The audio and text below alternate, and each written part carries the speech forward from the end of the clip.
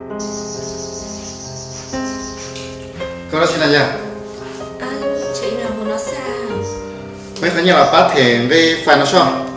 Bây giờ chú cậu có thể thế na, như tôi mới nhìn nhẹ có thể na, đây đây của tôi thể ta rồi nè. Lúc đi ta có đích thể là na, của cháu nhớ đi chừng tôi là tôi có bắt thể khó thế là bao, nhưng mà nhẹ đó xí, tôi có bắt thể ít, của bắt thể khó thế bao, ở lại nhau kia nè.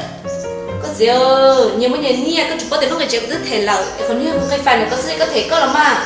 Có thể luôn thì có thể lú nè, nhưng mà nhẹ đó xí, lên của bắt thể ít không chỉ là bao. Chú muốn nhẹ rồi, cháu nhẹ này của chị. Không hay đi cái cái nó không thể na, của chị thể na. Cũng chỉ thế thế nào hả? Cũng chú muốn như thế cả chứ không có cháu thế nào.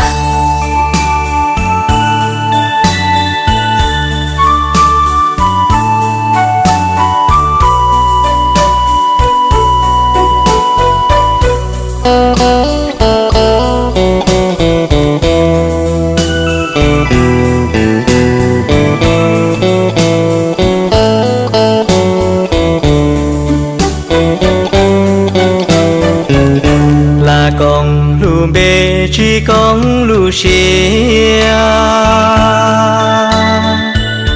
là nhỏ hoa kê nhẹ mua nhẹ nhẹ nhẹ hay trâu chỉ lo hay đun chia rành chỉ lu xia chín thua xì kia là con lu bê tia nhỏ y chua hào lu mê xía chê nhỏ dân du mùa tư mùa kỳ lo lo tia lùa lo lu mê xía mẹ chi xía cua chỉ yo y rau tia yo tình cờ bê hia chữ của lòng xiêm lòng plơ cho kê xì lúa nông món chơi thầu xì yo tàu cha cho xì chơi là con lu bê hoa kế lo lao hào lu mê xía chê tu xía thao lúa tí lúa ngờ xí lúa tà bào cha yu lu nâng phăng chi xí hào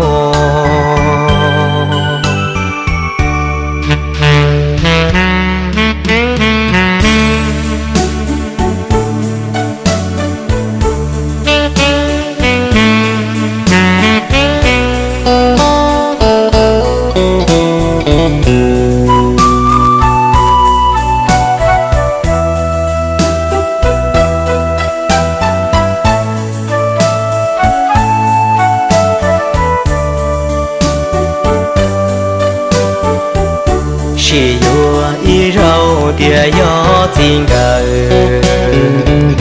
bê hia chữ của lòng xiêm lòng plơ cho kê xì lúa nông món chơi thầu xì yo tàu cha cho xì chơi là con lu bê hoa kế lo lao hào lu mê xía chê tu xía thao lúa tí lúa ngờ xí lúa tà bào cha yu lu nâng phăng chi xì hào